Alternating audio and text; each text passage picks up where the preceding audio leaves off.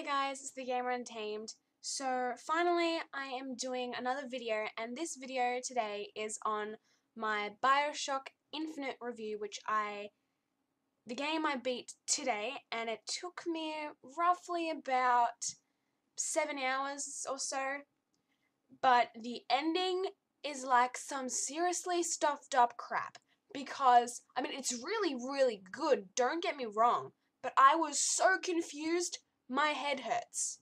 And I'm doing a spoiler video today, so, because I really want to explain the ending to you and what the plot entails, because the ending, when I explain it to you, my head is gonna hurt afterwards, and I know that you might not understand what I'm trying to talk about, because half the time I don't, but I'm going to try my best, because this game is amazing. I absolutely love it to death now. I've put it as my new background on my computer. That shows that I love something, because I replaced it it over The Walking Dead, and that means that there's some serious love going on for it. Also, may I just point out that this guy right here is exceedingly hot. Like, seriously, I would tap this guy. Like, he's good looking. And that's really creepy because he's a game character, so I should stop doing that. But, yeah.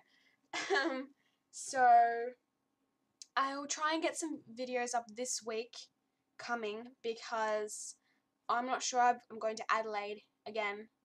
So that should be fun, and then I'll be back, and then I'll do another video probably. I think I'll do it that way.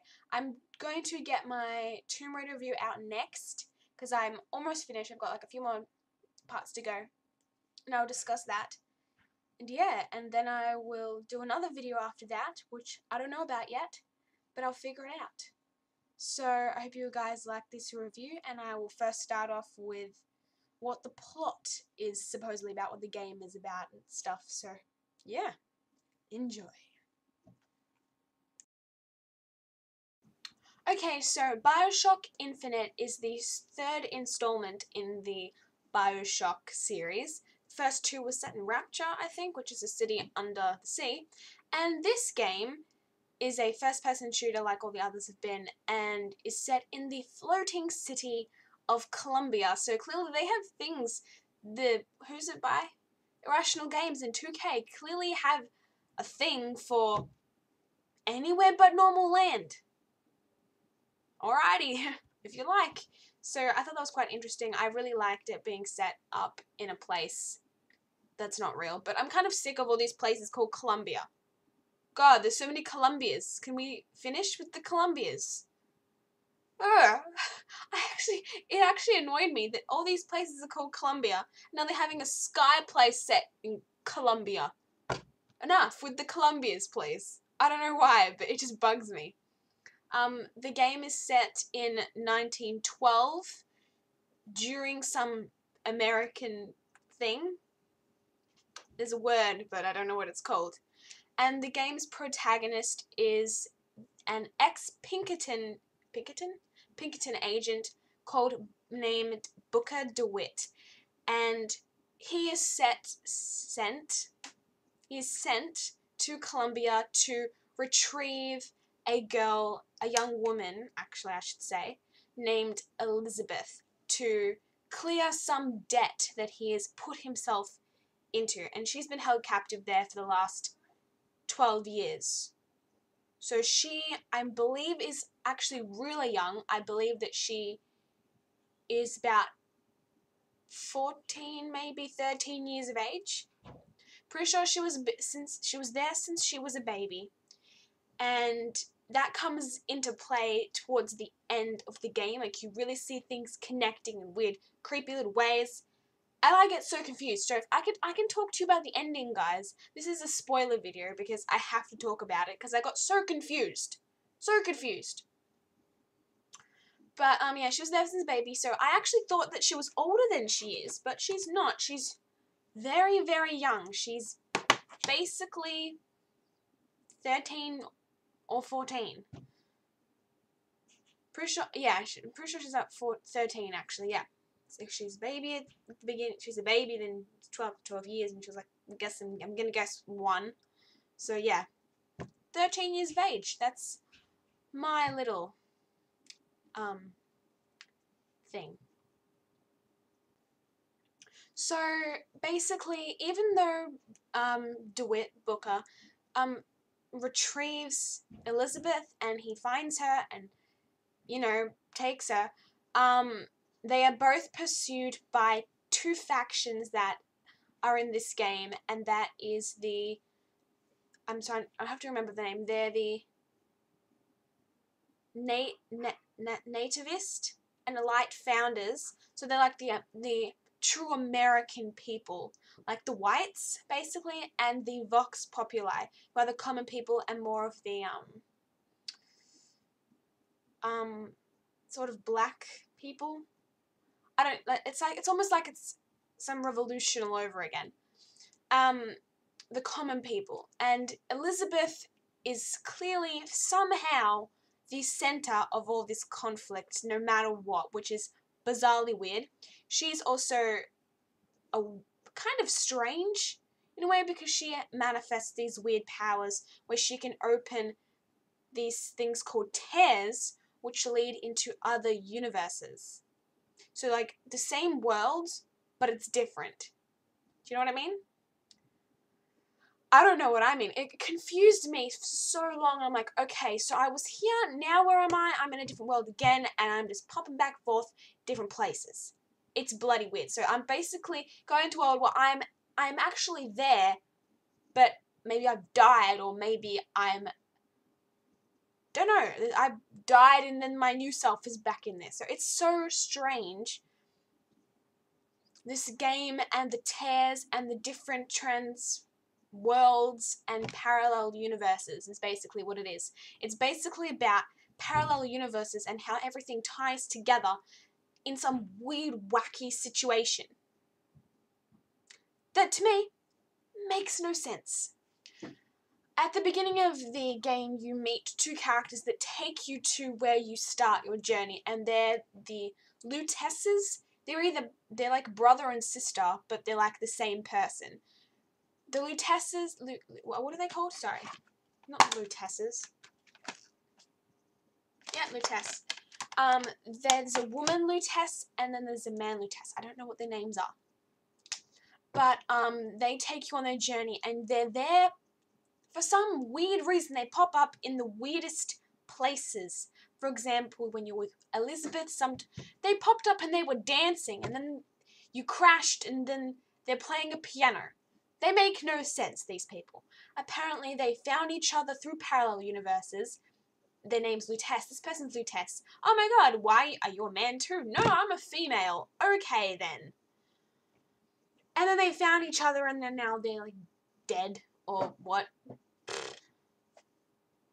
It wears my brain out, but they're somehow tied into it, and then you've got this other man called the Prophet, who is basically the governor of Columbia, and he is Elizabeth's father, supposedly, and he's called Comstock.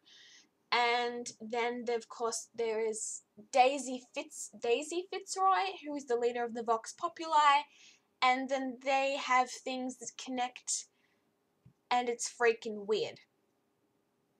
I don't even know what I'm talking about because it makes no sense to me. But it makes sense in my head when you think about it, but it also makes no sense whatsoever at the same time. So it's really kind of testing how well you can think about things and how well you can put little hints and seeds they've put in the game, how well you can connect everything subtle in this game. There's my outline of the plot for you, but I will go back into it a little bit later. Let's now talk about the characters in this game. So you are playing as the role of Booker DeWitt, a former agent of the Pinkerton National Detective Agency in New York. He, in the game, references a few of these revolutions that he's been a part of, known as the Boxer Revolution and the Battle of Wounded Knee, which I don't know what it is. Something that happened. And he is basically the main character that you follow throughout the story, and you learn that he's connected to each of these people in weird and very strange ways.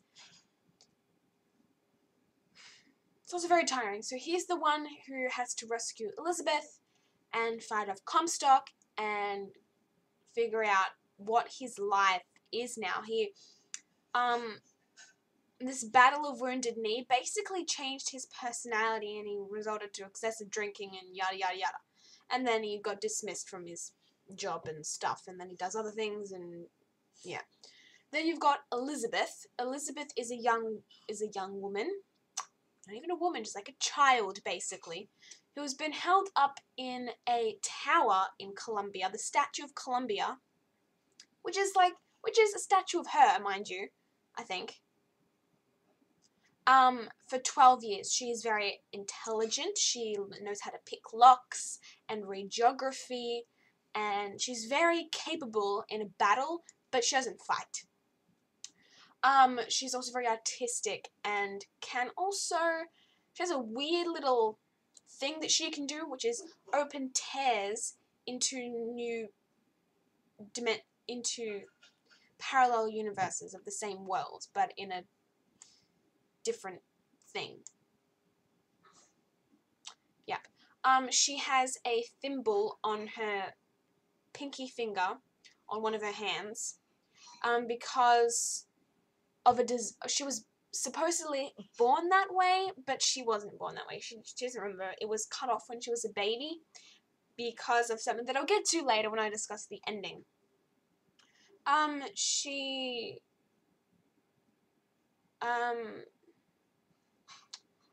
Her confinement in the tower was maintained by this huge robotic bird known as Songbird, who was both her friend at times, then also her keeper, her warden, the person that made her stay in the tower for so long.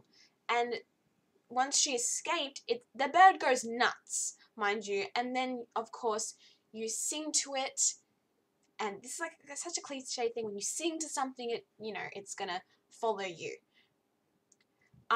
Yes. That's what happens with Elizabeth.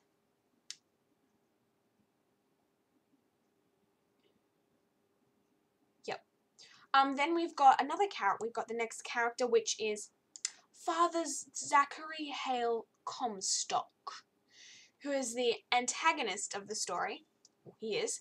And he is the religious founder. He's the prophet of Columbia.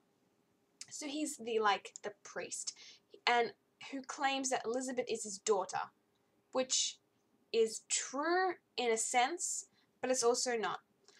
Who was a born miracle after his late wife, Lady Comstock.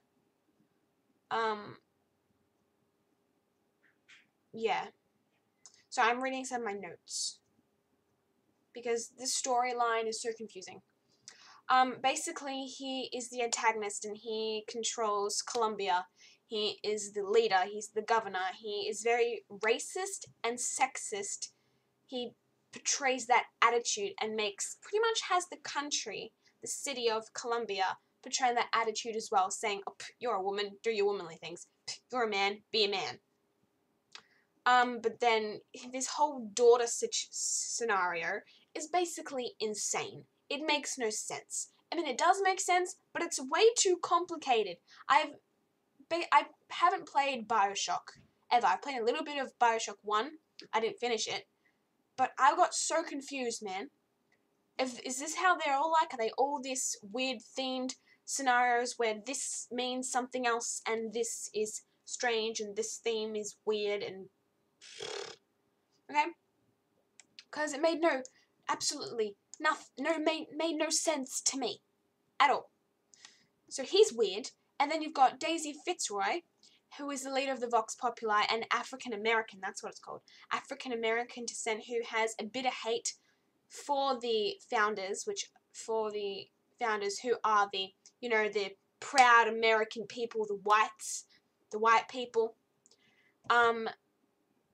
because of past occurrences that have happened in the past, and there's a whole uprising in the game to, bring down the founders, and Booker helps with that, and then the Vox Populi turn on Booker for some bizarre reason in the game, and they're not friends either. Then you've got, oh, here are the names. It's Robert and Rosalind Lutece, who are weird, who make no sense individuals, who direct and help Booker through his travels, although, in my opinion, they don't help you at all. I mean, they give you directions and shit, but they don't help you. They are apparently identical fraternal twins, but it's later revealed that they are from two different realities. They are the same person, but and different genders, but they're from different realities. So in this world, I'm a Lutece, but I'm a man. In this world, I'm exactly the same as you, but I'm just a woman. So basically, that's what happens, and that's how they're found. Oh my god. Apparently they discovered the whole parallel universe crap. Then you've got other characters like Jeremiah Fink, who is some person who produces crap. He's some businessman, manufacturer person. I don't know. All these characters really do confuse me because there aren't even many characters, guys. Let's talk, now I've covered the characters, I've covered the plot, I'll cover the ending after I cover what I loved and what I didn't love about this game. Let's start off with what I didn't love, because frankly there's not much. Bioshock Infinite. What did I not like about Bioshock Infinite? I definitely didn't like how it was so short. Really wish it was longer than it was. 7 hours to me, come on. I've had an action game that was 30 hours long. Come on. Maybe it's the point of making it short so it looks beautiful. I didn't like that. Oh, I just had it. Oh no. Oh, right. I didn't like how there was no safe spot in this game. Okay, let me explain what that means. At the beginning of the game, you haven't done anything bad.